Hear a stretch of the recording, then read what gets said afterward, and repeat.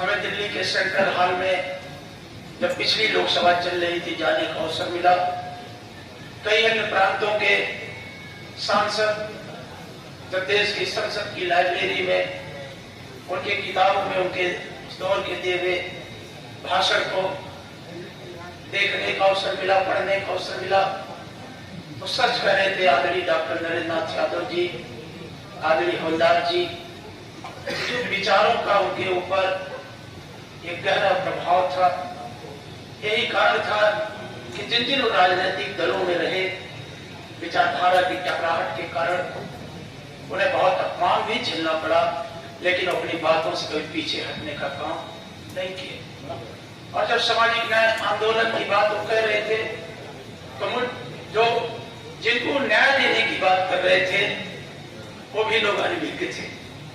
वो भी नहीं समझ पा रहे थे कि स्वर्गीय चंद्रजीत यादव जी आखिर वो मंडल आयोग की सिफारिशों को लेकर जो रैलियां कर रहे हैं, जो सामाजिक न्याय की बात कर रहे हैं, आखिर उससे होगा क्या। मैं उस अतीत के पन्नों को आपके बीच नहीं पढ़ना चाहता। हमारे बहुत से वक्ताओं ने इस बात का जिक्र किया कि वो युवनों से लेकर के दुनिया में मिसेस इंदिरा गांधी से तो किस तरह से उनके विचार ने प्रभावित किया। हवलदार जी ने जिस बातों को रखा मैं उसमें नहीं जाना चाहता, लेकिन एक सवाल आपके बीच है।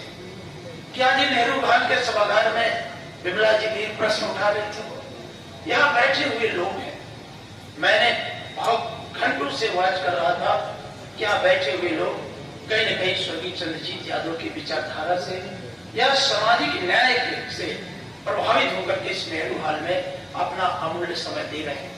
हम इनके बीच भाषण कर रहे हैं कि जो स्वयं अपने आप को समाज को जागरूक करने का प्रयास करते हैं, भले वो किसी राजनीतिक दल में हो, किसी विचारधारा में हो, लेकिन उन्होंने ने जो बनना है उस पर कुछ कदम आगे बढ़ चुके हैं।